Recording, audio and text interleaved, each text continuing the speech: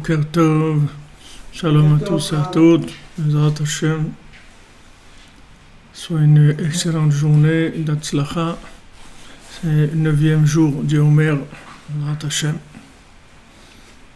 que des Yeshuot, de bonnes nouvelles, Gvoa Shebigvoa, Bezrat Hashem. Alors, merci pour votre présence, pour votre partage, pour votre suivi, pour votre participation, pour votre sympathie.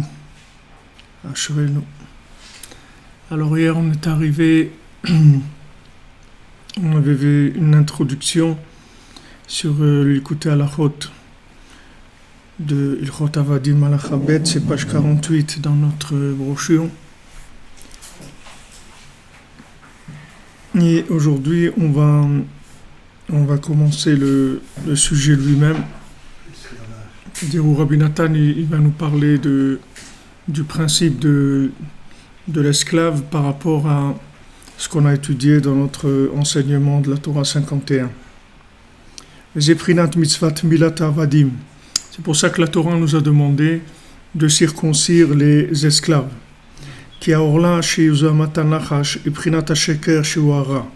Parce que le prépuce, qui est l'emprise, le poison du serpent, qui est le mensonge, qui est le principe du mal, Shewatuma, qui est l'impureté, Prinat Zoamat Anachash Kayadoua, Tikishema Avirim Aorla, Azaï Prinat Chotam Emet. Parce que quand on enlève le prépuce, ça veut dire qu'on met le signe, le sceau de la vérité. Prinat Ot Emet, c'est-à-dire un signe de vérité. Chez Prinat Habrit Kodesh, qui est l'alliance sainte avec Hachem. Teshema Virim Imenu Aorla de Chafial Brit, chez Prinat Sheker. Donc quand on enlève le prépuce qui est sur l'alliance, c'est-à-dire ce prépuce qui cache la vérité, qui est le mensonge, Prinat Meshaker Bechotama de Malka, c'est-à-dire le mensonge dans le sceau du roi, c'est-à-dire dans le scellé, dans le sceau du roi, qui Ikarat Tselem Elokim Tselem Dmut,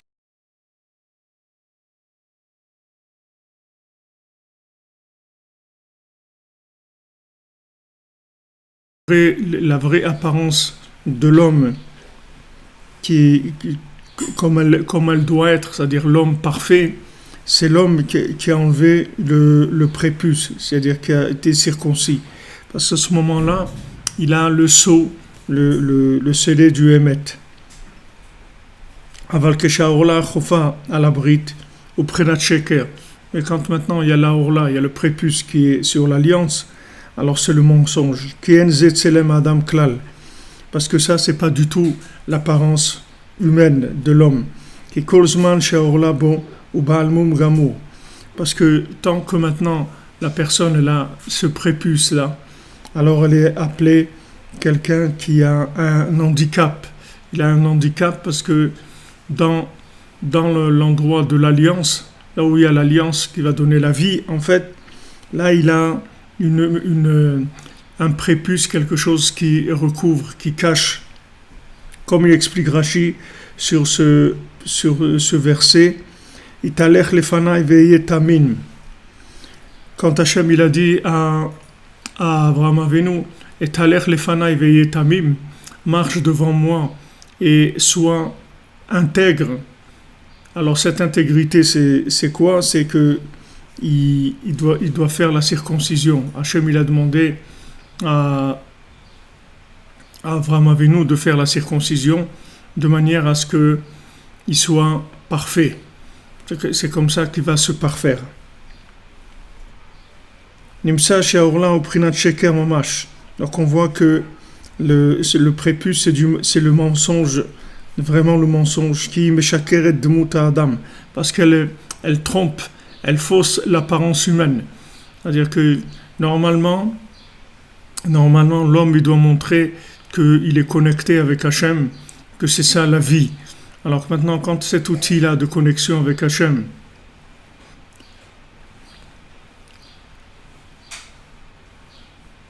quand cette connexion avec Hachem, elle est cachée, alors ça, c'est le mensonge. Alors, c'est le principe dans le corps de l'homme, mais il va y avoir ce principe-là, bien sûr, c'est un principe général dans la vie, c'est-à-dire toute chose matérielle, elle a une apparence, une apparence indépendante, soi-disant, comme si la matière était en elle était parfaite, alors que la matière, elle est imparfaite.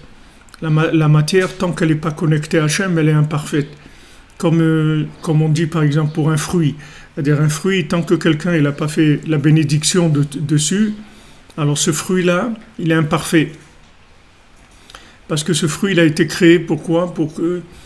C'est un prétexte de connexion avec Hachem.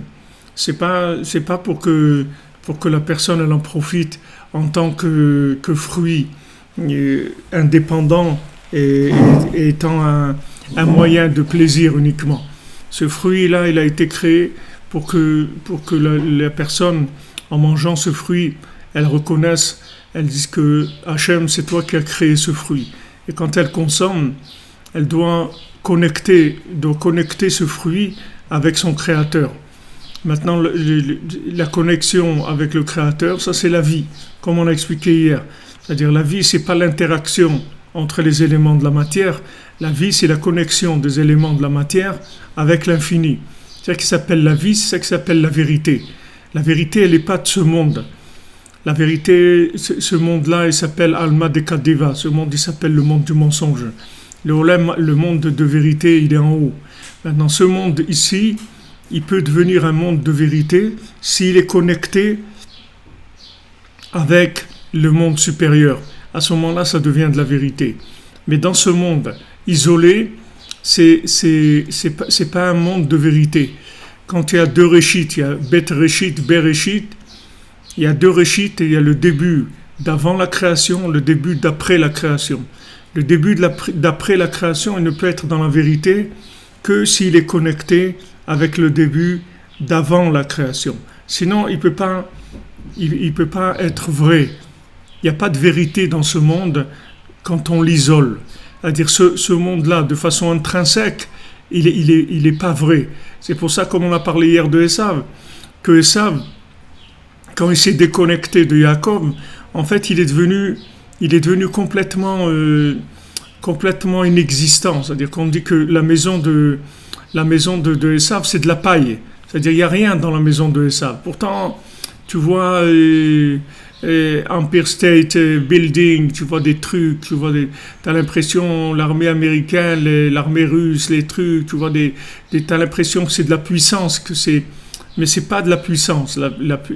La puissance, en fait, c'est le degré de la bande passante qu'il y a dans la connexion avec l'autre monde. C'est ça la puissance, c'est ça la vie, c'est ça la force, c'est ça la réalité, c'est ça la vérité. S'il n'y a pas de connexion avec l'autre monde, il n'y a pas d'existence, il n'y a même pas d'existence. C'est pour ça que c'est écrit, Rachid dit, qu'il va sortir une étincelle de la maison de Yosef, elle va brûler la maison de Esav. Cette petite étincelle-là, elle va brûler la maison de Esav. Parce que, qu'est-ce que c'est cette étincelle? C'est comme on dit, c'est l'étincelle de vie. La maison de Yosef, c'est l'alliance. Yosef Hatzadik. Yosef, c'est l'alliance. Maintenant, une étincelle de Yosef, ça va brûler toute la maison de Esav. C'est-à-dire ça va brûler toute la maison de Esav. Ça veut dire que ça va montrer que la maison de Esav, en fait, c'était pas une maison, c'était un tas de paille, c'est tout. Alors tu cours derrière quoi? Tu cours derrière la paille. Comme quelqu'un m'a dit, voilà, il m'a mis sur la paille. Il m'a mis sur la paille. Ça veut dire qu'il est ruiné, il a rien. Parce qu'il sait que de la paille, c'est rien. C'est-à-dire, voilà, il est sur la paille, ça veut dire qu'il a rien du tout. Alors quelqu'un court derrière ce monde, derrière les choses de ce monde. Pourquoi qu'est-ce que tu cours derrière quoi? Tu cours derrière quelque chose qui est connecté ou tu cours derrière quelque chose qui n'est pas connecté? Si tu cours derrière quelque chose qui est connecté à Hachem, alors tu cours derrière la vie. Mais si tu cours derrière quelque chose qui est déconnecté, ça devient tout de suite de la paille. Et ce qui devient de la paille, ça veut dire que c'est voué déjà à la destruction. C'est-à-dire, Esav, dès qu'il s'est déconnecté de Yaakov, il est devenu de la paille. Il a tout perdu. Parce que toute son existence, c'était d'être connecté avec Yaakov. Il aurait fait exactement la même chose, mais connecté à Yaakov, il aurait eu une existence extraordinaire. Il aurait eu un mérite extraordinaire, il aurait eu une place extraordinaire. Mais il a voulu ce monde-là en tant que monde indépendant. Il a dit non, moi l'autre monde ça m'intéresse pas, moi je veux ce monde-là. Alors il lui a dit écoute, qu'est-ce que tu veux toi? Il dit moi je veux le droit d'aînesse. Il dit ok, le droit d'aînesse c'est quoi? Le droit d'aînesse, c'est que l'aîné il a droit à deux parts de l'héritage. Dans une famille, quand on hérite du père, alors l'aîné, il a deux parts par rapport aux autres. Parce que l'aîné, même les autres enfants, ils ont aussi le devoir de l'honorer. Parce que l'aîné, il est plus père des frères que les frères. C'est-à-dire que parmi les frères, il représente un peu plus le père que tous les autres frères et sœurs. Donc ils ont un devoir de l'honorer aussi, le grand frère de la maison. Parce que le grand frère, il a une partie du père qui est plus grande que les autres. Parce qu'il s'appelle Reshit On, il s'appelle le début de la force, le début de la mentalité, le début du père. C'est-à-dire tout le message du père, il est beaucoup plus dans le premier-né que dans les autres. En fait, Hachem il nous appelle Béni Bechori Israël. Hachem, il nous appelait à nous, le peuple juif, il nous appelait mon fils, mon premier-né Israël. Pourquoi on les appelle nos premiers-nés Israël? Parce que nous, on représente plus l'esprit d'Hachem que tous les autres peuples sur terre. C'est-à-dire que nous, on est plus proche de ce que Hachem il attend de l'être humain que tous les autres peuples. Et nous, on doit enseigner aux autres peuples comment servir Hachem. C'est ça notre travail. Donc normalement, Esav, il devait être connecté à Yaakov. Et à ce moment-là, il aurait complètement sublimé la matière, il aurait tout élevé. Il n'a pas voulu. Il a voulu un monde déconnecté. Il a dit non, moi, qu'est-ce que tu veux que je fasse avec le droit d'aînesse? Prends le droit d'aînesse, moi, je n'ai pas besoin. Donne-moi manger des lentilles, ces lentilles-là, rouges, là. Donne-moi à manger des lentilles. Et toi, qu'est-ce que tu veux? Toi, le droit d'aînesse, allez, prends le droit d'aînesse. C'est quoi? C'est des trucs virtuels, spirituels. Moi, ça ne m'intéresse pas. Moi, je veux des choses concrètes. En fait, après, quand il a vu que Yaakov il lui a pris les bénédictions matérielles aussi, alors il était très énervé. Parce que lui, il n'a pas compris que ça marchait comme ça. Lui, il croyait qu'on peut prendre ce monde sans l'autre. Mais quand il s'est rendu compte que quand on prend ce monde sans l'autre, en fait, on n'a rien pris du tout, alors là, il était très en colère. C'est pour ça il a mangé quoi? C'était des plats de lentilles. Ces lentilles, là, Rachid dit, c'est quoi? C'est ce qu'on mange. C'est ce qu'on mange. On donne à manger à des endeuillés. Un endeuillé, on lui donne à manger des lentilles. On lui donne à manger des trucs ronds, un œuf ou des lentilles. Pourquoi? Pour montrer parce que la lentille c'est rond, c'est quelque chose qui est fermé. Pour montrer que l'endeuillé, il a la bouche fermée, c'est-à-dire il est tellement choqué par la perte d'un proche que comme quelqu'un dit, je suis resté bouche bée. C'est-à-dire que bouche bée, ça veut dire que la bouche elle s'est fermée complètement et la personne elle peut plus parler, elle n'a plus rien à dire parce qu'il y a un choc. Alors en fait, pourquoi Esav il a demandé donne-moi de cette nourriture là d'endeuillé parce que Béhémet quand il a choisi ce monde là, il a choisi la mort, il a choisi quelque chose de mort, pas quelque chose de vivant, parce qu'il a choisi un monde non connecté, donc il a choisi un monde qui est mort. Alors quelqu'un quand il consomme de ce monde, il y a deux façons de consommer. Soit quelqu'un il consomme en connectant la chose, c'est-à-dire qu'il y ait dans cette chose-là une intention de servir Hachem, une présence divine, quelque chose qui va aider à se rapprocher d'Hachem, comme en faisant la bénédiction sur la nourriture, sur quelqu'un il a mangé du pain et remercie Hachem pour de lui avoir donné à manger. Il utilise tout pour que cette chose-là, elle soit un moyen de connexion avec Hachem. On dit que Rav Avraham ben Nachman, c'était un homme malade, il était malade des intestins, et tout.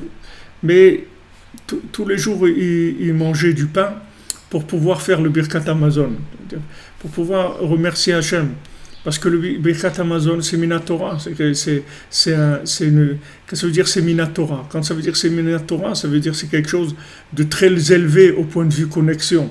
Quand c'est la Torah qui nous demande de faire le Birkat Hamazon, ça veut dire que c'est un niveau de connexion très élevé. Donc quand on mange du pain, ça donne du da'at, ça donne la conscience d'Hachem.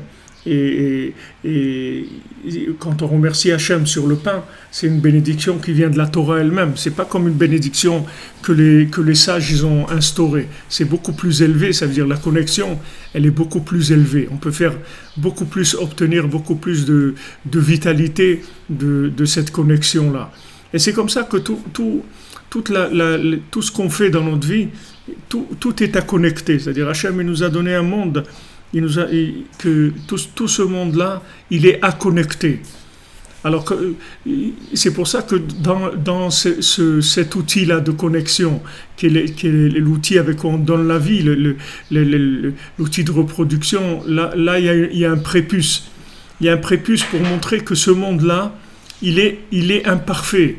C'est-à-dire l'être parfait, c'est l'être sans le prépuce, c'est pas avec.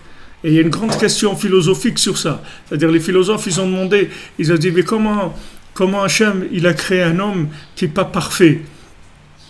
Pourquoi Hachem, il n'a pas créé l'homme parfait? Pourquoi il a créé pas parfait? Il aurait dû le créer parfait. Mais en fait, cette question-là, c'est pas une question que sur l'alliance. Pourquoi l'homme, il a été créé avec l'alliance qui est pas faite, c'est-à-dire avec ce prépuce-là. La question est surtout sur le principe de la vie. C'est-à-dire que tout ce qu'il y a dans ce monde, comme ils écrivent en Amérique et sur les plaques d'immatriculation, yours to discover, c'est-à-dire c'est à vous de le découvrir, c'est-à-dire il est à vous de le découvrir. Alors, c'est ce qu'il faudrait écrire sur tous les produits. C'est pas que les produits viennent des territoires, ou ils viennent de Chine, ou ils viennent de là où ils viennent. Il faut dire sur tous les produits, yours to connect. C'est-à-dire, c'est à toi de le connecter. Cet objet-là, il est là, et il attend que tu lui enlèves le prépuce.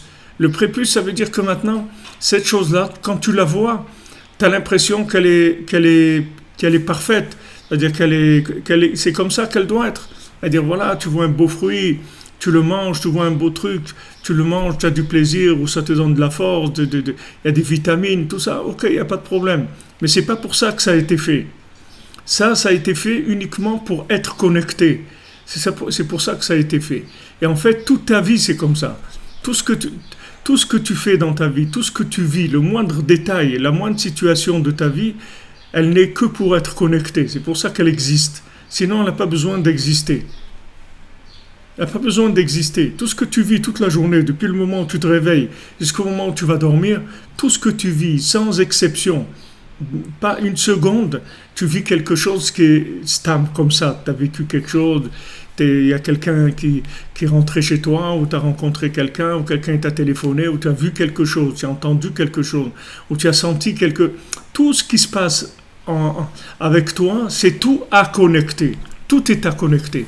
Voilà le sens de la vie. C'est pour ça que maintenant, en fait, cet esclave qui s'est vendu comme esclave, quelqu'un qui s'est vendu comme esclave, ça veut dire il a fait youch sur la vie. C'est-à-dire il s'est dit bon, moi j'ai pas envie de me casser la tête. Je veux pas prendre de responsabilité. Je je vais être tranquille, c'est tout. Alors je vais me vendre comme esclave. Et après, il y a quelqu'un qui va s'occuper de moi, il va me donner à manger, il va me donner tout. Et moi, je vais vivre par rapport à lui, c'est tout. Mais moi, je ne veux pas d'existence propre, etc. Alors il se vend comme esclave. Alors la première chose qu'on va faire pour l'aider à sortir de cette situation-là, parce que le but c'est pas de le garder comme esclave, le but c'est de le libérer. Maintenant il s'est vendu comme esclave, ok, alors il va être esclave le temps où il va être esclave, mais après on veut le libérer.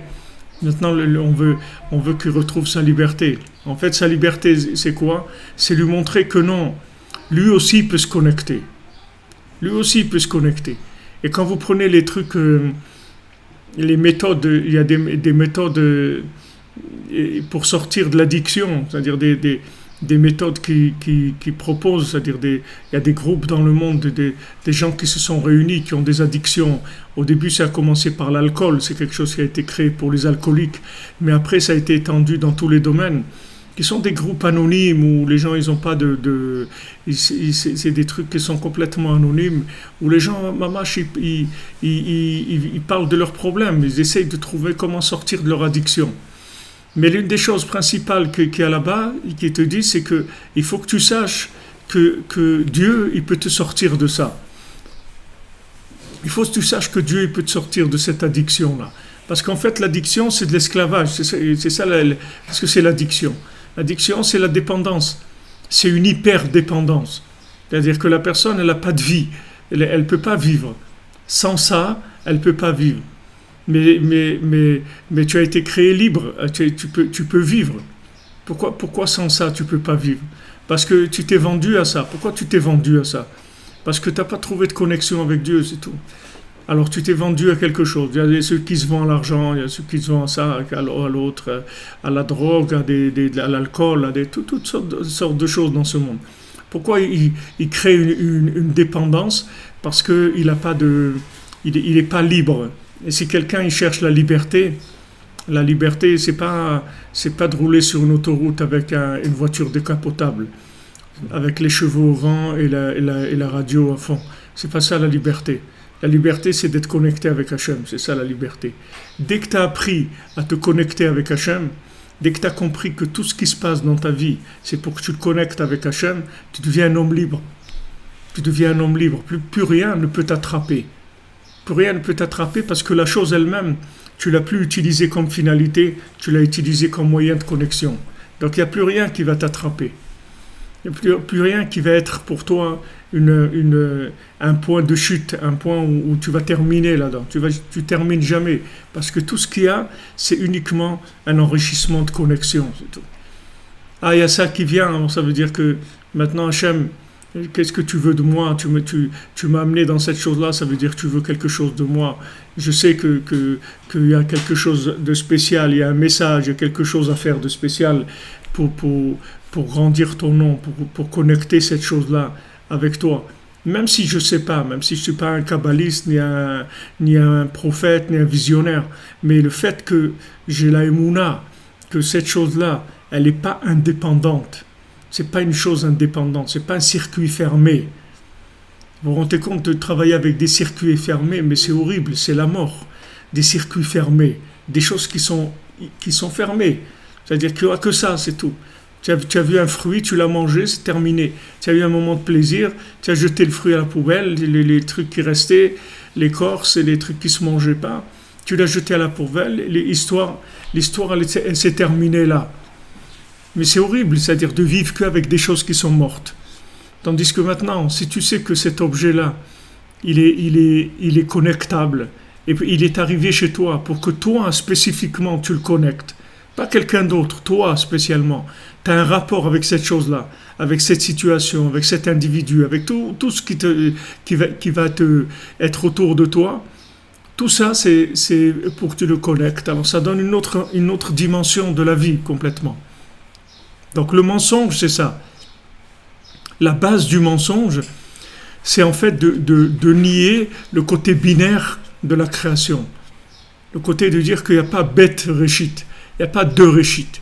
De dire non, il n'y a que ce monde-là. Ça, c'est le mensonge. Ça, c'est le principe du prépuce. Le principe général du prépuce, c'est de cacher de cacher que ce monde-là, il est connecté à l'autre. Ça, c'est la base de tout le mensonge. Tous les gens, après, ils tombent là-dedans et ils croient que voilà, la vie, il faut que tu te débrouilles, il faut que tu réussisses ta vie, il faut que tu arrives à quelque chose, il y a pas à réussir. La réussite, c'est la connexion, c'est ça la réussite, c'est tout. Ce monde-là, il faut le découvrir de ce qui est caché. Il faut montrer que ce monde-là, il est binaire, il est pas isolé. Et du moment où il est binaire, alors il y a un rapport tout le temps entre tout ce qu'il y a dans ce monde, ça en rapport avec l'autre. Donc maintenant, comme il dit Rashi, que en fait, celui qui a le prépuce, il a un handicap, il est handicapé. Il est handicapé par rapport à ce qu'il doit être. Parce qu'un homme normal, c'est un homme qui n'a pas le prépuce. C'est pas un homme qui a le prépuce. Parce qu'un homme normal, c'est un homme qui est connecté avec Hachem. C'est pas un homme qui est pas connecté. Donc Hachem, il te donne ton libre arbitre. Et ce libre arbitre-là, tu vas l'utiliser pour connecter. C'est ça, toute la journée, tu vas connecter des choses. C'est ça ta vie. On est là pour ça. On est là pour connecter le monde. Et là où on va passer, là où on va être, alors tout ce qu'on va faire, on va connecter. Et plus quelqu'un il a un niveau élevé, le niveau élevé, c'est la capacité de connexion de l'individu. Quand on dit un tzaddik, quand on dit un tzaddik, ça veut dire c'est quelqu'un qui connecte beaucoup. Et quand on dit le tzaddik est Sodolam, le tzaddik est la base du monde, c'est-à-dire c'est la connexion par excellence. C'est ça le tzaddik. Quand on dit que tzaddik il est Yesod Olam, il est Yesod HaPashut, c'est-à-dire c'est l'élément de base du monde. Comme Rabbeinu l'explique que avant même que le Shem Havaya, c'est-à-dire que le monde il se sépare en quatre, c'est-à-dire qu'il y a 4 éléments, le feu, l'eau, l'air et la terre, avant qu'il y ait ces 4 éléments, il y a un élément qui s'appelle l'élément simplifié. L'élément simplifié qui inclut ces 4 éléments, qui est en même temps le feu, l'eau, l'air et la terre. Et cet élément-là, il s'appelle Tzaddik Yesod Olam. Et le Tzaddik Yesod Olam, il se trouve entre l'infini et le Shem Havaya. C'est-à-dire qu'il se trouve à l'endroit où le nom d'Hachem, il se sépare en 4. Et il va devenir les 4 éléments, et il va alimenter les 4 éléments de ce monde. Alors le Tzaddik Yesod Olam, lui, se trouve à ce point-là, avant que ça devienne 4. C'est là où il est. C'est pour ça que le Tzaddik Yesod Olam, c'est l'outil de connexion parfait avec Hachem. Quand Rabbeinu il a voyagé, il a fait ce qu'ils appellent le grand voyage de Rabbeinu, le Nesiato, le Novritch. Quand Rabbeinu il a fait un grand voyage, il est parti dans beaucoup d'endroits. Alors Rabbeinu il a dit, si les gens, le monde, ils savaient qu'est-ce que je fais dans mon voyage, ils seraient venus embrasser chaque pas que je fais dans mon voyage. Les gens ils seraient venus embrasser la terre sous chaque pas que je fais. Parce qu'il a dit, chaque pas que je fais basculer le monde dans le Kavsrout, c'est-à-dire dans le côté positif. Je positive le monde. C'est-à-dire je trouve un point positif à toute existence. Qu'est-ce que c'est trouver un point positif? C'est de trouver un point de connexion. C'est ça un point positif. Rabbeinu dit, au moins si quelqu'un il mange du porc, ça ne coule pas dans sa barbe. Alors pourquoi Rabbeinu dit que ça ne coule pas dans sa barbe? Parce que ça c'est un point positif. Parce que si quelqu'un il se retient, ça veut dire que pourquoi il va se retenir? Normalement s'il mange du porc, il a envie de s'éclater comme on dit. Alors qu'il s'éclate, que ça coule dans sa barbe, dans son vêtement, partout, qu'il s'éclate complètement. Ah non, il se retient. Ah, le fait qu'il se retient, ça veut dire qu'il sait qu'il y a une autre dimension dans cette chose-là. C'est pour ça qu'il se retient. En fait, la retenue, ça veut dire que la personne, elle a compris qu'il y a une autre dimension. Et quelqu'un, il a dit Shabbat au Sipurim Maasiot, il a dit qu'ils ont fait une expérience qu'ils ont mis devant des petits-enfants, ils ont mis des bonbons, des bonbons devant, un bonbon devant des petits-enfants, comme ça, chaque enfant un bonbon devant lui. Je ne sais pas quel âge ils avaient, 2 ans, ou 3 ans, ou 4 ans. Et ils ont dit, voilà, celui qui se retient, pendant 5 minutes, il ne mange pas de bonbons, il reçoit deux bonbons. Alors il y a quelques-uns qui se sont retenus. Disons, il y avait 10 enfants, il y en a 2 qui sont retenus. Après, ils ont vu que ces 2 enfants, quand ils ont grandi, c'est devenu des dirigeants, des gens très hauts dans la société. Pourquoi? Parce que, en fait, il lui a dit, si tu te retiens, tu vas avoir 2. Que c'est comme le principe du droit d'aînesse, Pishnaim. C'est-à-dire qu'il reçoit 2 parts. Pourquoi il reçoit 2 parts? Parce qu'il n'a pas consommé la première en tant que consommation pure. Il a dit, cette chose-là, en fait, c'est une chose qu'il faut connecter avec Hachem. Donc quand maintenant je retiens, qu'est-ce que c'est que je retiens? Ça veut dire je prends cette chose-là et je lui donne une autre dimension qu'une simple consommation. Alors le fait que je lui donne une autre dimension, ça donne de l'avance. Ça donne de l'avance par rapport au monde. Et en fait, c'est ça que l'homme Israël il a par rapport au monde. Cette avance que l'homme Israël il a par rapport au monde, c'est sa capacité de se retenir dans la consommation, de dire non, ça va pas couler dans la barbe. C'est-à-dire, je vais me retenir. Et me retenir sur ça, je vais me retenir sur ça. Quand la Torah elle nous dit, voilà, tu vas te retenir, ok, il y a des plaisirs et tout, ok, karata la Shabbat oreg, le plaisir c'est pour le Shabbat. Alors tu vas attendre, tu vas acheter une bonne bouteille de vin, tu vas acheter un bon poisson et tout, et tu vas le garder pour Shabbat, et Shabbat tu vas le manger. Alors le fait que maintenant je prends cette chose-là, et je la retiens, je la garde pour Shabbat, ça veut dire cette chose-là, je l'ai connectée au niveau le plus haut, parce que je suis capable de la mettre en retrait par rapport à la consommation immédiate. C'est-à-dire je marque un temps de démarquage, c'est-à-dire une frontière.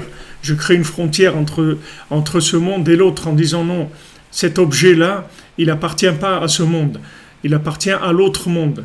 Il est connectable, je vais le garder pour Shabbat. Parce que le principe du plaisir, je sais que c'est que quand il est connecté à l'autre monde. Alors Shabbat, qu'est-ce qu'on fait? On mange, on boit, on chante, on est joyeux, on prie, on étudie la Torah, on se repose. Toutes ces choses-là qu'on fait Shabbat, pourquoi? Parce que du moment où la journée elle est entièrement connectée, donc on a accès au plaisir véritable. Plaisir véritable, c'est la connexion totale.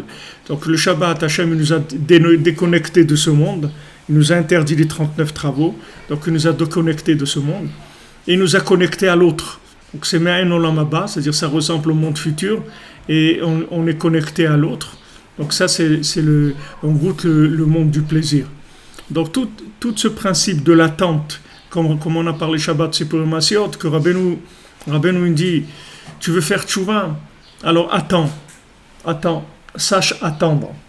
C'est ça faire tchouva. Faire tchouva, c'est d'être capable d'attendre. Maintenant, si tu veux quelque chose d'élevé, alors sache qu'il va y avoir beaucoup d'attentes par rapport à la chose que tu vas vouloir. Maintenant, si tu veux quelque chose de bas, on va te le donner tout de suite. Tu veux quelque chose, quelqu'un il veut acheter, on dit du pétrole, alors viens, prends tout de suite un bidon de pétrole et vas-y, va-t'en. Maintenant, tu veux acheter du parfum, tu vas acheter du bon parfum, du musc, un super parfum.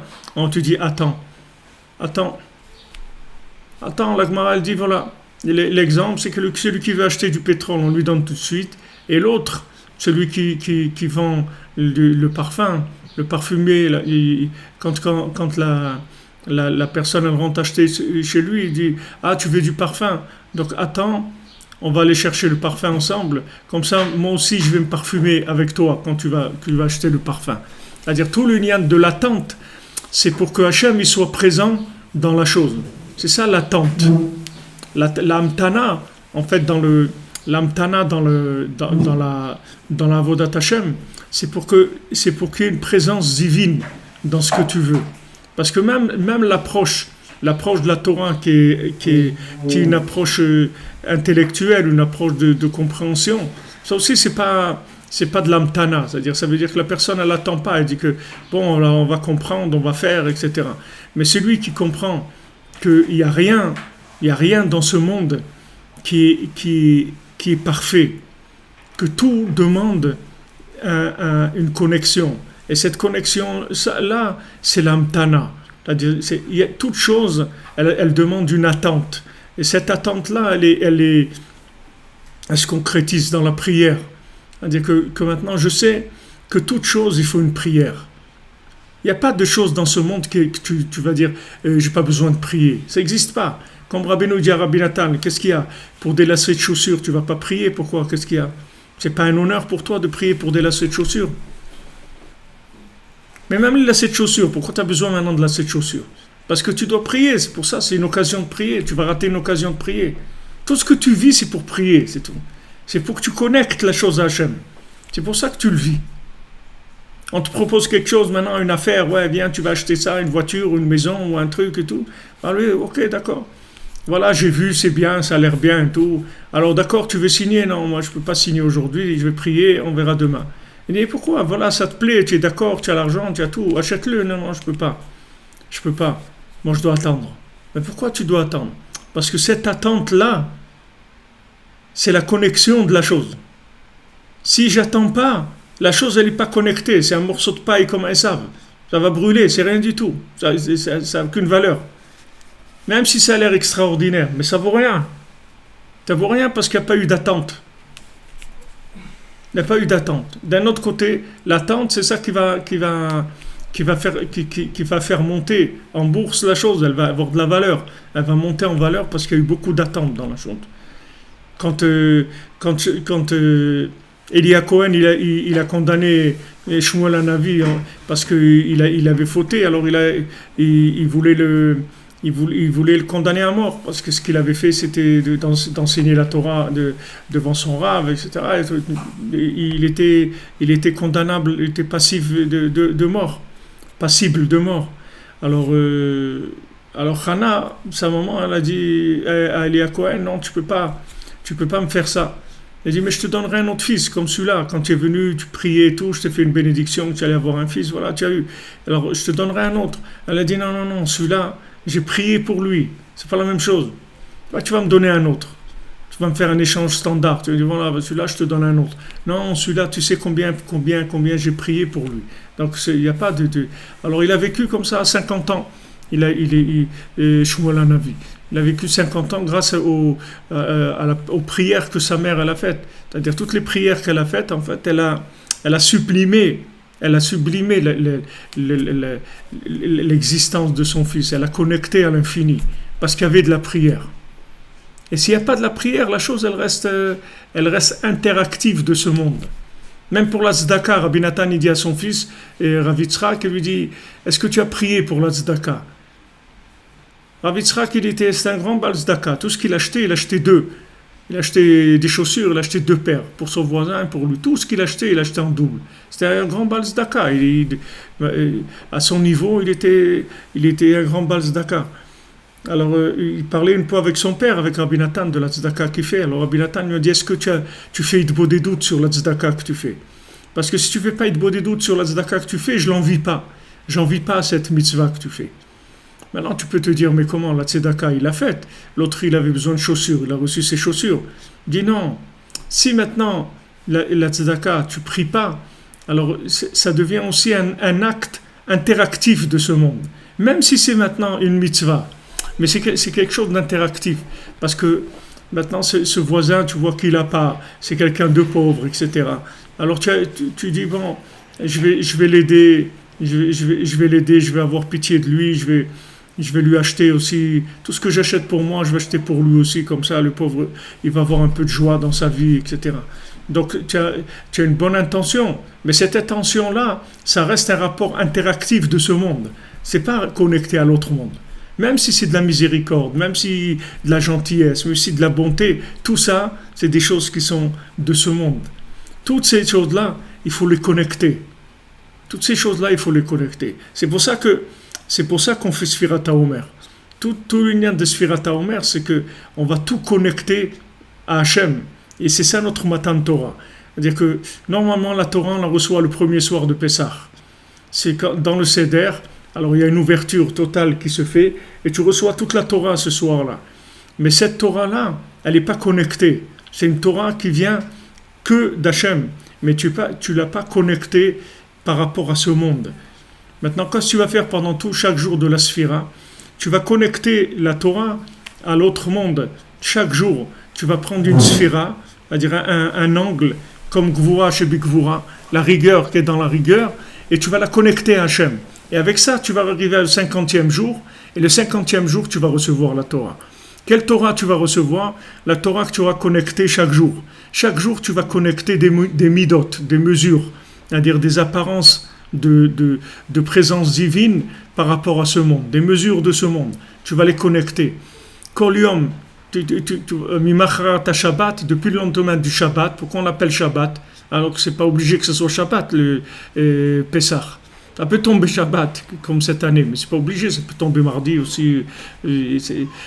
Pourquoi on avait mis Macharat Shabbat, du lendemain du Shabbat? Parce que le premier soir du Seder, c'est Shabbat. C'est-à-dire, c'est Shabbat, c'est complètement l'autre monde, complètement. Donc maintenant, à partir de l'autre monde, maintenant tu as vu l'autre monde, ok, alors maintenant tu vas commencer à connecter ce monde à l'autre. Alors tu vas commencer à passer dans chaque sphira, et tu vas passer dans les 49 sphirotes, tu vas toutes les connecter, et à ce moment-là, tu arrives à la 50e porte, c'est-à-dire tu reçois la Torah de la 50e porte. Et comme on a dit Shabbat, c'est pour ça que à Shavuot, il n'y a rien de ce monde. C'est-à-dire que si tu prends la Souka, et à Souka, il y a le Lulav, il y a plein de mitzvot midoraïta, que Minatora, que tu dois faire la Souka, que tu dois faire les Arba Minim et tout. À Pessah, tu as le Seder, tu as la Matzah, les Kazaï. Tu as l'union de ne pas manger du Hametz, tu as des mitzvot midoraïta qui sont minatora, qui sont très élevés. À Shavuot, il n'y a rien. Il n'y a rien du tout. Il n'y a aucune mitzvah, rien. Rien du tout. Pourquoi? Parce que c'est uniquement le résultat de ce que toi tu as connecté, c'est tout. Il n'y a rien. Il n'y a pas où t'accrocher. À Soukot, tu peux t'accrocher sur de la matière. Tu construis la Souka, tu achètes le loulav, les trogs, tout ça. Du dimion, des choses de ce monde sur lesquelles tu peux t'accrocher. À Shavuot, il n'y a rien. Rien du tout. Mamash, rien. C'est Aseret HaDibrot, c'est Aseret HaDibrot. C'est pas une mitzvah. Quoi, c'est mitzvah midoraïta, Aseret HaDibrot. Il n'y a pas de mitzvah midoraïta le jour de Shavuot. Rien. Il n'y a aucune Minatora le jour de Shavuot. Tu peux rester le jour de Shavuot entier dans ton lit. Il n'y a rien à faire. Il n'y a rien à faire. La souka, il faut que tu sortes, il faut que tu manges dans la souka. Obligé. Le premier soir, kazaïd de pain, c'est midoraïta. Tu dois rentrer, c'est une obligation. Tu dois avoir les trangs, c'est midoraïta. C'est Hachem, il te dit, voilà ce que tu vas faire.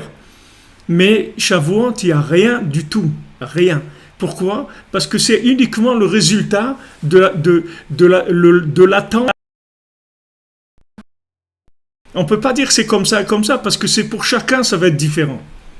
Et la plupart des gens demandent-leur et ressentent rien du tout à Shavuot. Rien du tout. C'est normal parce qu'ils ne sont pas préparés. Il n'y a rien à sentir. Tu vas ressentir ce que tu as attendu pendant 49 jours de rencontrer Hachem le jour de Shavuot qui te donne la Torah. Mais si pendant les 49 jours, tu as fait la Sfirat HaOmer comme ça,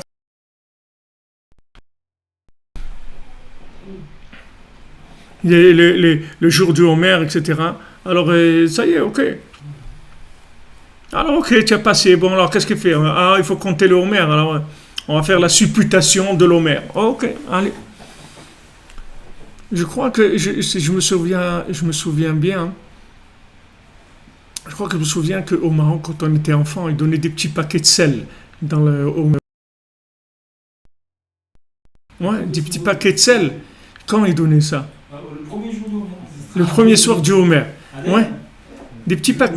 Au premier jour du Homer, on doit dire 3 mises Télim sur du sel. On doit le garder dans une poche. On a tout le Homer toute l'année dans sa poche. Ah, c'est ça, il y a pourquoi? Pourquoi le sel? Parce que le sel, c'est Brit Melach Olam. Le sel, c'est ça pourrit pas. Le sel, ça peut pas pourrir. Jamais. Ça pourrit pas. Quelque chose qui pourrit pas, ça veut dire que c'est quelque chose qui peut pas être attrapé par ce monde. Parce que tout ce qui est attrapé par ce monde, ça pourrit. C'est-à-dire la pourriture, ça veut dire que ça s'est fait manger par l'impureté. Pour te montrer que voilà ce que tu vas faire pendant le Homer, en fait. Qu'est-ce que tu vas faire pendant le Homer? C'est-à-dire tu vas saler, si tu veux, tu vas mettre du sel dans les midot, c'est-à-dire tu vas connecter les midot à Hachem. Tu vas les connecter à une mida à l'infini. Et tout ce travail-là, il va te faire retrouver la Torah que tu as reçue le premier soir de Pessah en fonction de ta préparation. Mais si tu n'as pas eu cette attente, ce languissement-là, pendant les 49 jours, le 50e jour, il n'y a rien, mamage, rien. Les gens, ils ne savent même pas quoi faire. Parce que Pessah, tu peux faire semblant que tu fais la fête. Parce qu'il y a des folklore. Il y a plein de trucs folkloriques. Ouais, les matzot, les trucs. Et attention, la matzah, dans un petit paquet, des trucs. Un petit carton, il y a une seule matzah. On l'a surveillé, on a fait. Il y a plein de médamés que tu peux faire. Plein de... Mais ça vaut Shavuot, il n'y a rien. Ou tu es connecté, ou tu n'es pas connecté, c'est tout. Comme Rabbeinu nous a dit, on vient, la personne, elle vient, il y a un mariage, Baruch Hashem, il y a des gens qui viennent, il y a du manger, il y a de la musique. Et Ketzad Merakdin, les Fnei Akala, c'est-à-dire comment on danse devant la Kala. C'est vrai qu'il y a tout ça, il y a la salle, il y a tout, les décorations, il y a les vêtements, il y a tout. Mais comment on danse devant la Kala? C'est-à-dire comment... Vu que David Ameller, comme on a vu dans l'Haftarah, comment David Ameller il dansait devant la Torah, il dansait comme un fou devant la Torah, comme ça. Et Mamash et Michal s'est moqué comme ça devant les servantes. Tu n'as pas honte, un roi comme toi, tu vends devant les servantes. Alors David Ameller, il lui a répondu, il lui a dit, parce qu'en hébreu, une servante, tu danses devant ces amot là. Il a dit, c'est des imaot, c'est pas des amot, c'est des imaot, c'est pas des servantes, c'est des mamans. Toi, tu crois que je danse devant. Et après, le passouk dit, et elle n'a pas eu d'enfant toute sa vie, Michal. Elle n'a pas eu d'enfant. De ce qu'elle a dit là. Pourquoi elle n'a pas eu d'enfant? Parce qu'elle a dit, tu danses devant des servantes. C'est-à-dire, des servantes, c'est-à-dire, elle a dit que ces gens-là qui participaient avec toi, qui fait le fou comme ça devant le Haron, devant la Torah, c'est des stams, c'est des servantes, c'est comme on dit, c'est des figurants, ils sont là, des idiots et tout. Et tu crois que ça, c'est des idiots? C'est des mamans. C'est-à-dire, c'est des gens qui sont connectés, c'est des gens qui enfantent sans arrêt. C'est-à-dire que toute leur situation, tout ce qu'ils vivent, c'est connecté avec ce reproche. Elle a fait honte à David Ameller. Alors, sa punition, c'est qu'elle n'a pas eu d'enfant. Parce que sa réaction même, c'était la réaction de quelqu'un qui est pas créatif, si on veut, qui peut pas procréer. Parce que pour procréer, il faut enlever la orla. Pour procréer, il faut enlever cette orla. C'est-à-dire, il faut montrer que ce monde-là, s'il n'est pas connecté à l'autre, il vaut rien du tout. Il n'a aucune valeur du tout. Si tu montres pas ça, alors c'est ce qu'il faisait David Ameller. David Ameller faisait que ça. David Ameller, toute sa vie, il a dit Ani, Tfila, moi je suis que de la prière, c'est tout. Moi je suis que de la. Il a été persécuté, et tout il a souffert tellement, et Rabbi Nathan aussi, comme ce tzaddik qui a dit que les deux personnes qui ont été les plus persécutées dans ce monde, c'est David Ameller et Rabbi Nathan. Il dit pourquoi? Parce que c'est des outils de connexion entièrement, ils ont fait.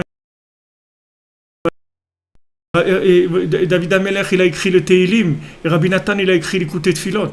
L'Écouté de Philot, c'est la 50e porte, il a dit Rabbi Nathan. C'est la 50e porte, ça veut dire 50e porte, ça veut dire c'est la connexion totale Rabbi Nathan, il te garantit que tu fais du Likutei Tfilot tous les jours de ta vie, tu vas au Gan Eden, direct. Rabbeinu, il a dit, tu sors du Gehinam. Mais Rabbi Nathan, il te dit, moi je te rentre au Gan Eden. Parce que le Likutei Tfilot, c'est de la connexion totale. C'est que de la connexion. Mamash, que de la connexion. Chaque mot qu'il y a là-bas, c'est que de la connexion. Tu vas voir que chaque mot que tu vas lire, il parle de toi. Chaque mot que tu lis là-bas, il parle de toi. Tout le Likutei Tfilot, il ne parle que de toi. Il est que pour toi. Parce que c'est la 50e porte. Tout le monde se trouve là-bas. C'est pour ça qu'il a été tellement persécuté, Rabbi Nathan. Et hier j'ai téléphoné à quelqu'un au Man, j'avais besoin de lui demander un renseignement.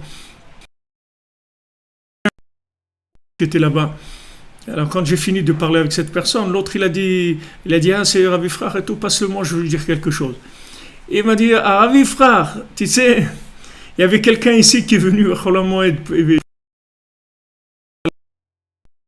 avec un visage comme ça, brillant. Et il a dit, il vient de France, d'un endroit où des centaines de kilomètres autour de lui, il n'y a pas un juif, Berlal. Il vit dans un endroit complètement, il n'y a rien. Mais sur un tzaddik là-bas, que si tu vas chez lui, alors il te sort du Gehinam. Alors il a pris le train, il a pris l'avion et tout, voilà, il est venu pour faire Tikkun HaKlali à Ouman. Il m'a dit, Ashrecha, il m'a dit, regarde, ces gens-là que tu as amenés, ils attendent que ça. Les gens, ils attendent qu'on les connecte, c'est tout, qu'on connecte leur vie. C'est ça qu'ils attendent, les gens. Ils savent très bien qu'est-ce que quelqu'un va faire dans ce monde. Même s'il est riche comme Trump, qu'il a... Ok, et après la tour, ça va venir son tour à lui, c'est pas la tour. Après, il y a son tour à lui. Chacun il est là pour une période, qu'elle soit plus ou moins longue, mais utilisé pour connecter, alors c'est Nifla Meod. Voilà, c'est pour ça que c'est tellement important la Sphira. C'est-à-dire que la Sphira, c'est des jours de connexion, c'est des jours où on va languir, on va montrer qu'on veut la Torah, qu'on attend ma Torah à moi, pas la Torah en général. La Torah en général, elle a été donnée, mais ma Torah à moi, c'est-à-dire comment moi, j'ai besoin de savoir comment vivre connecté avec Hachem. Combien d'heures je dois étudier, combien de temps je dois passer avec ma famille, combien de temps je dois marcher, combien de temps je dois aller à tel endroit si je vais au cotel, combien d'heures je dois rester, peut-être une demi-heure, peut-être 5 heures. Là, je sais pas. Chaque chose, j'ai besoin, toute ma... le dire, la Torah elle va te dire voilà ce que tu dois faire, ce que tu dois pas faire. Et maintenant pratiquement ta vie, comment tu vas la connecter, ça t'as besoin de ta Torah. Tu as besoin de trouver ta Torah. Comment tu vas la trouver? Tous les jours, tu pries, tu demandes à Hachem. Tous les jours, tu dis Hachem, je veux recevoir la Torah. Je veux recevoir la Torah. Je veux me brancher.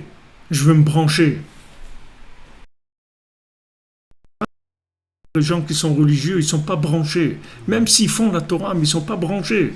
C'est-à-dire, ils n'arrivent pas à vivre ils n'arrivent pas à ce que ça soit vivant, la Torah. C'est-à-dire que leur vie... C'est pas deux choses. Parce que c'est pas connecté. C'est une matana, c'est-à-dire de recevoir la Torah. C'est une matana d'Hachem. Et la Torah, on la reçoit tout le temps. C'est pas il y a une fois Matan Torah.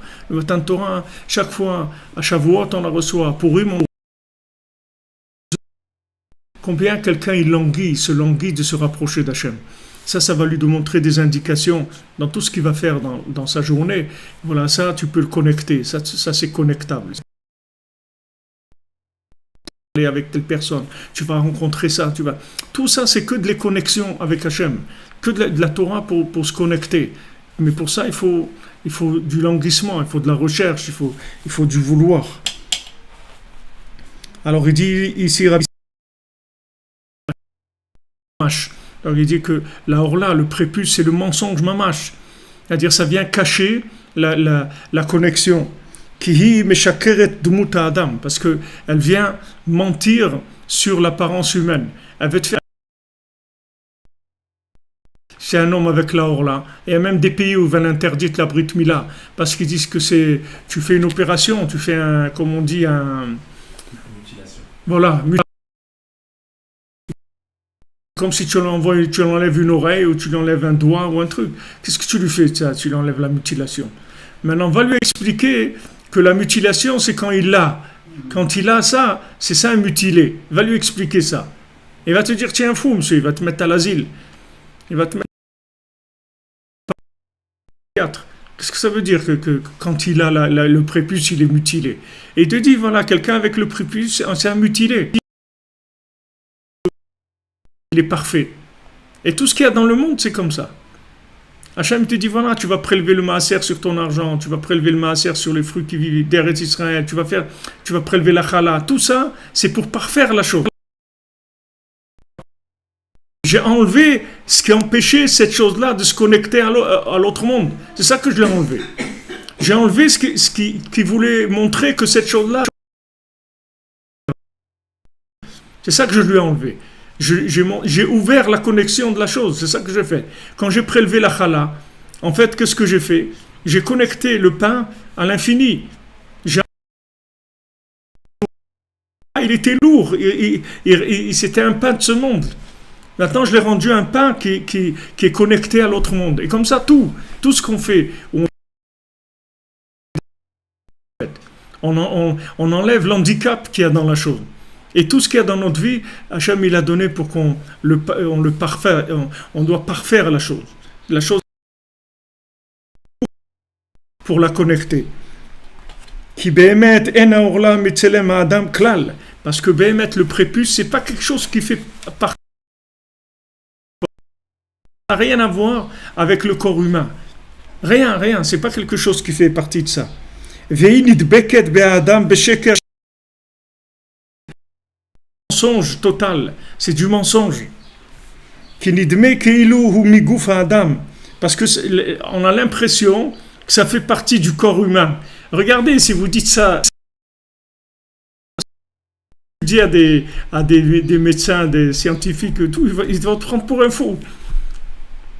Il va te dire non, toi tu as l'impression que ça fait partie du corps humain. Mais alors, le reste, qu'est-ce qui est collé, qu'est-ce qui n'est pas collé? Donc, il dit, voilà, la Torah, elle te révèle. Tu dis, pourquoi on n'est pas né Maroul ici, c'est comme ça? hein? Pourquoi on n'est pas né Maroul ici, comme ça? Parce que tout le lien, c'est que toi, tu le connectes. Sinon, si ce monde-là, il est connecté, il est connecté, il ne sert à rien.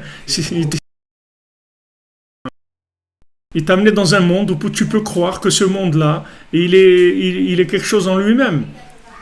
Et tu choisis que tu... C'est ça la perfection, c'est pour ça qu'on est là. Si maintenant, si on devait naître sans le prépuce, alors on n'a pas besoin de venir ici. Il y a des gens qui naissent comme ça. Il nous dit que celui qui naît sans la orla, il a un kocham damé yafé, c'est-à-dire qu'il a justement l'association, comme ça, beaucoup de gens, il y a beaucoup de gens comme ça, qui sont nés sans la orla. Mais ça montre que la personne, elle est déjà tout le sens de ce monde, c'est justement l'intervention de l'homme. Il te dit, regarde, kinidme keiluhu miguf ou behemet hi sheker gamour. Et behemet la orla, c'est du mensonge total. Qui enze dmut adam, c'est pas du tout l'apparence humaine. Qui ikar dmut adam, parce que toute l'apparence humaine, toute l'apparence divine qu'il y a dans l'homme, c'est quand l'homme il est signé dans l'alliance sainte, Bechotem Ot Emet, que voilà, il a un signe qu'il est vrai, l'apparence d'Hachem en lui. À l'idée Avarat Aorla chez Aznikra Tamim, que quand on enlève la Orla, alors là il s'appelle parfait. C'est là où il est parfait, c'est là où il est entier. C'est-à-dire cette chose-là, c'est quelque chose qui est en trop et qui est du chez Shmirat Abrit, chez Prinat Mitzvat Mila, et Prinat Emet. C'est pour ça qu'on voit dans plusieurs endroits que le Inyan de Shmirat Abrit, c'est-à-dire en fait, c'est ça la vérité. Parce que comme on a expliqué, ce monde-là, c'est du mensonge. Si tu prends ce monde-là tout seul, c'est du mensonge. N'importe quoi dans ce monde, c'est du mensonge. Ça dit que c'est du mensonge. Même la Torah elle-même. Si tu prends la Torah sans le tzaddik, elle devient du mensonge.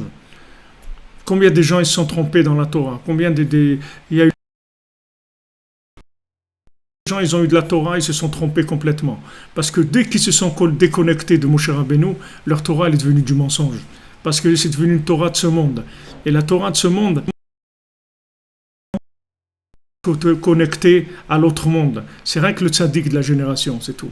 Ou Moshe Rabbeinu, ou Rabbi Shimon, ou le Harizal, ou le Baal Shem Tov, ou maintenant Rabbeinu, c'est tout. C'est le Neshama de Moshe, c'est le seul qui connecter ce monde à l'autre. Comme Rabbeinu dit que Moshe, la valeur numérique de Moshe, de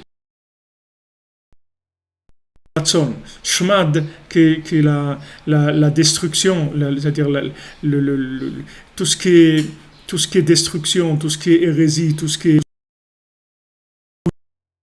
espoir, c'est Shmad, sa valeur numérique 344. Et Ratson, le vouloir, c'est valeur numérique 346. Et mon cher, il fait passer le monde d'un côté à l'autre, sans arrêt. Il fait passer l'individu d'un côté à l'autre. Il ne veut pas te laisser tomber. Tu as les pieds et les mains, la tête dedans. C'est de la glu. Et le tzaddik qui te tire sans arrêt, il te tire. Il te fait sortir. Tu tombes dans la glu complètement, dans les sables mouvants. Tu t'enterres dans les sables mouvants. Même si tu as de la Torah. Connecte. Parce que si tu n'as pas la connexion, même les mitzvot, après, ça devient quelque chose de ce monde-là. C'est-à-dire, tu crois que les mitzvot, c'est de l'autre monde. Donc, tout ce qui s'appelle émet, c'est que quand il y a de l'alliance. C'est là où ça s'appelle émet. C'est ça vrai. Quelque chose de vrai, c'est quelque chose qui est connecté. Et si quelque chose est déconnecté, ça s'appelle du mensonge. Même si c'est de la vérité apparente, même si qu'on parle de la vérité, moi j'ai la vérité, l'autre il a la vérité, ok, tous les gens ils parlent de vérité. Tous les gens, mais où est la vérité? La vérité c'est que automatiquement c'est du mensonge. Donc tout le monde il dépend du tzaddik, c'est-à-dire comme on dit que le BMT pour Avraham Avinu, pour Moshe Rabbeinu, c'est pour eux que le monde a été créé. Ces gens-là, c'est eux qui représentent le vouloir de la création d'Hachem. Prinat Kulo Zera Emet, comme c'est écrit Kulo Zera Emet, c'est-à-dire une vérité, comme c'est écrit dans Jérémia. Ou le Hefer Gam Brit, Prinat Orla de Chafial Brit, et Prinat Sheker Sheuzoma Tanachal. Le prépuce qui cache l'alliance, ça s'appelle du mensonge, ça s'appelle le poison du serpent. Ça, c'est le principe de l'esclave. Kenaan Eved Avadim, comme c'est écrit, maudit soit Kenaan, l'esclave de l'esclave, c'est-à-dire esclave d'esclave.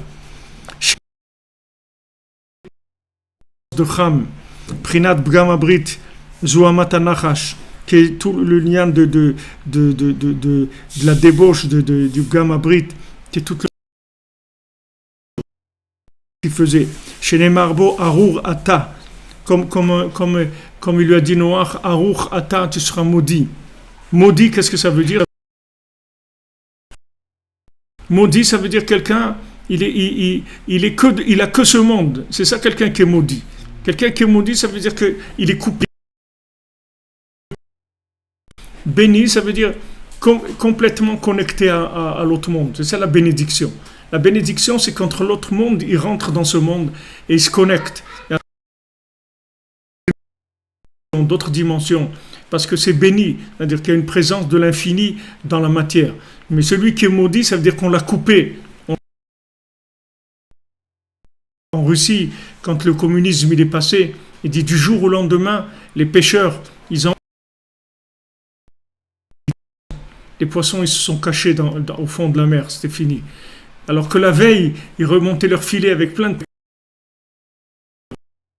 Le filet et plus de poissons. Pourquoi? Parce qu'ils ont emmené la malédiction, c'est tout. Qu'est-ce que c'est le... C'est-à-dire qu'on est tous... ici, on est une association de malfaiteurs, bandits qui vont utiliser ce monde en étant interactifs. On est tous égaux, on va tout partager. Ça, c'est pour le peuple, ils ne partagent rien du tout. Ils ont le peuple. Ils ont tout ce qu'il faut. Mais pour le peuple, ils disent on est tous pareils, on est tous égaux, etc. Il n'y a aucune différence entre chacun. C'est pas vrai. Les individus, ils sont... Chacun il a son niveau de connexion avec Hachem et chacun il a sa grandeur et il peut arriver chacun à des niveaux extraordinaires. Chacun il a un potentiel infini, il a le même potentiel. Mais chacun, d'après combien il a connecté sa vie, il est arrivé à autre chose. Chacun est libre. Il est arrivé, alors ils ont amené la malédiction. La malédiction, ça veut dire que c'est fini. Et pourquoi Dafka il a amené cet exemple de poisson? C'est le principe de l'autre monde. Les poissons, ils n'ont pas été détruits au Maboul, dans le Maboul. Le poisson, ça représente la... C'est une ségoula, ça aussi, une propriété contre le mauvais œil. Le mauvais œil, ça veut dire justement de voir que ce monde-là, c'est ça le mot. Que de la consommation, que de la réussite, entre guillemets, de ce monde. Et le poisson, il est au-dessus de la connexion avec l'autre monde. C'est pour ça que c'est un signe de bénédiction, le poisson. Alors eux, quand ils ont fait passer le communisme, ça y est, il n'y a plus de bracha. Parce qu'ils ont isolé ce monde-là. Ils ont voulu tourner en circuit fermé. Kolkhoz, on va faire des comment ils appellent ça, on va travailler avec, comment ils appellent ces trucs-là. Ouais, les trucs, c'est des usines, mais voilà, les coopératives. Voilà. On va faire des coopératives. C'est-à-dire, on fait où on travaille tous ensemble et tout, et voilà, on a tous des choses, ça appartient tout à la coopérative, et chaque coopérative, c'est des systèmes d'esclaves, c'est pas des systèmes d'hommes libres. Il n'y a pas de coopérative. Chaque homme, il doit faire sa vie, il doit connecter sa vie. Il y a pas, il a ses responsabilités, chacun il prend ses responsabilités, chacun il fait sa vie, parce que chacun il peut connecter toute sa vie à Hachem, et il a la force de le connecter. Là où il a la force de prier, il a la force d'avoir la émouna, que tout ce qui se passe avec lui, ça vient d'Hachem, et il doit en parler avec Hachem. Et il n'y a pas de se mettre coopérative. Rabbeinu il a dit, même chez moi, il n'y a pas de chassidim chez moi. Chez moi, chacun il est tout seul. Moi, je reçois chacun tout seul. Mais il n'y a pas de groupe chez moi. Pas de groupe. Moi, je connais un. Moi, je fais partie de quel groupe? Quel groupe? Il n'y a pas de groupe. Il y a toi. Tu t'appelles comment? Et tout, voilà. Toi, tout seul. C'est tout. Il n'y a pas de groupe aussi. Tu vas te cacher derrière les autres. Un, il va faire comme ça. Alors, toi aussi, tu fais comme lui. Et l'autre, il fait comme ça. Et l'autre, tu fais comme ça. Et moi, si je veux faire comme ça, je ne fais rien. Non. Je dois prendre mes responsabilités, je ne peux pas me cacher derrière des groupes. Je dois prendre ma vie en main, c'est tout. J'ai ma connexion avec Hachem, il faut que je fasse tout ce que j'ai à faire tout seul. Il n'y a pas un de groupe. Le groupe, c'est bien pour parler ensemble, tout ce que tu veux. Mais il n'y a pas qu'on va servir Hachem en groupe. Il n'y a pas un lien comme ça. Il n'y a pas des groupes de pensée, des groupes. Il n'y a pas de groupe. Et avec la personne, elle doit prendre ça. Elle a le droit à la vie. Elle est libre de se connecter. Elle peut connecter. Elle est capable. Elle n'a pas besoin de se active. On est chacun responsable de notre vie. Quelle différence entre connexion et cache-route? Et de cache-route. Non, cache-route. Et de cache-route. Cache-route, Cache-route, ouais, c'est s'attacher. c'est connexion, La connexion, la connexion, c'est quand ça circule entre deux points qui se sont attachés. Quand tu es attaché au tzaddik, quand tu es attaché à Eretz Israël, tu es connecté à Eretz Israël. Il y a des gens qui vivent à Paris, ils sont connectés à Eretz Israël. Il y a des gens qui vivent en Israël, ils sont connectés à... Et ton cœur, il se connecte. C'est la même chose. Hein? Ouais, pas n'importe où. C'est pas l'Afka Tel Aviv, partout. Il y a des gens connectés à d'autres choses. Il y a des gens qui vivent à Paris, ils aimeraient tellement vivre en Israël. Tous les jours, ils rêvent de ça. Et ils prient pour être en Israël et tout. Il y a des gens qui vivent en Israël, ils ont rien à faire. Ils sont là dans un autre monde. Ils sont connectés à d'autres choses. Par rapport aux apparences. L'apparence, ça ne veut rien dire du tout.